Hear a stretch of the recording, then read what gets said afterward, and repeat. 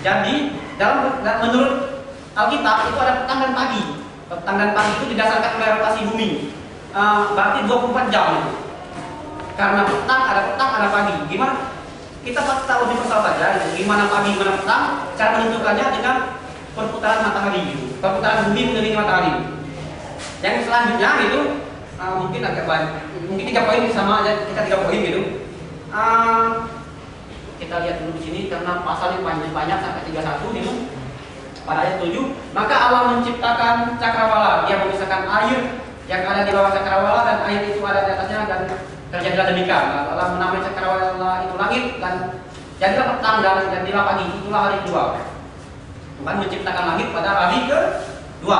Jadi yang pertama tadi mungkin satu lagi. Yang ketiga daratan, lautan, tumbuhan itu diciptakan pada hari ketiga. Itu referensinya ayat 3 sampai 19 sampai 11. 9 sampai 11 ini ayatnya saya bacakan.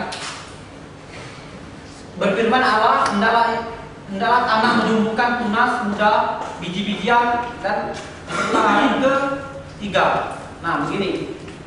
Nanti matahari diciptakan pada hari keempat gitu. Bagaimana tumbuhan bisa hidup tanpa matahari? Sedangkan matahari itu adanya penciptaan hari keempat. Jadi selama satu masa tidak ada matahari gitu. Jadi saya simpulkan aja pertanyaan ini. Pertama, air itu air apa gitu? Air yang mana? Yang kedua, tadi kan ini petang dan pagi. Jadi bagaimana menentukan petang dan pagi sedangkan matahari belum tercipta? Sumber cahaya itu tercipta pada hari keempat. Kemudian bagaimana juga tumbuhan bisa hidup tanpa matahari sedangkan proses fotosintesis itu dibutuhkan sinar matahari. Mungkin itu aja Pak Pengundi. Satu lagi boleh menjawab si kawan. Ya, Olip gimana Olip? Oh, dari situ nafsu. Mungkin ada banyak lebih jelaskan ini nggak? Masih di situ. PBB. Nafsu itu ada. Jadi gini loh. Tadi kan Mika bilang memahami Al-Quran itu harus punya modal bahasa Arab. Jadi nafsu itu banyak pemahamannya. Jadi dari tadi dari yang banyak itu yang dipilih yang mana? Enggak, jadi nafsu itu ada bibit, ada di situ pokoknya ada di situ pokoknya. Iya. Ada. Enggak ada. Iya, enggak. Sini.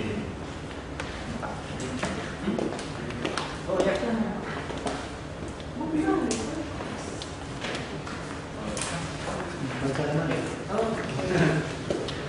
Ayatnya satu.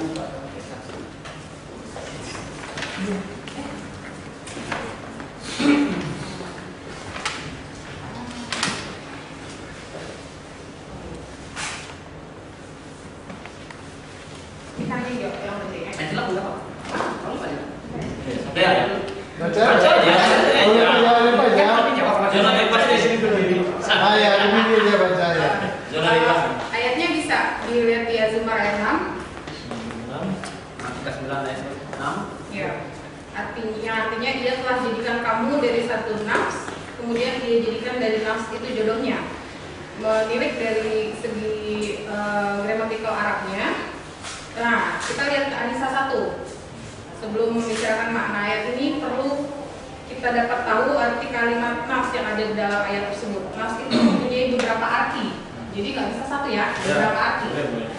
Artinya yang pertama ruh, yang kedua darah, yang ketiga diri, badan, seorang, benda atau bibit. Banyak di sana. Maka kalau kita artikan ayat tersebut akan kita dapati arti Tuhan telah jadikan kamu dari satu nafs. Nafs tersebut dapat diartikan satu bibit atau seorang Adam. Bibit yang dimaksud di sini kan tadi saya sudah terangkan kalau manusia menghasilkan manusia bibitnya hanya dari air. Kita dong, Ya. Nah, kalau mau diringkas dari ayat-ayat tersebut dengan terang menunjukkan bahwa manusia itu asalnya dijadikan dari satu nafs Adam atau seorang. Ya. Dari Adam atau seorang itu kemudian diterangkan oleh hadis anggota Adam yang jadi bibit bagi kejadian Hawa. Terimalah wasiat buat menjaga perempuan-perempuan karena perempuan itu dijadikan dari tulang rusuk. Dan sesungguhnya bagian yang paling bengkok dari tulang rusuk itu ialah ujungnya. Jika engkau hendak betulkan dia, nanti pecah. Jika engkau biarkan dia, tetap ia bengkok. Lantaran itu, terimalah wasiat buat menjaga perempuan-perempuan. Hadis riwayat Sahih Bukhari dan Muslim. Hadis itu Yang berfirman Allah atau para sahabat? Gini, Bang. Atau para sahabat melihat hadis. Setahu saya, yang saya paham ya, mungkin kalau salah dibenarin. Setahu saya hadis itu adalah orang yang menyaksikan langsung. Coba diterangkan. Ini ya, Yuk. sumber hadis itu cuma satu. Ya. Rasulullah bersabda. Betul. Penerima wahyu itu siapa? Terus. Nabi Muhammad. Ya. Nah, Nabi Muhammad bersabda kepada para sahabat. Oke. Dan di situ Bagaimana? Oke, baik.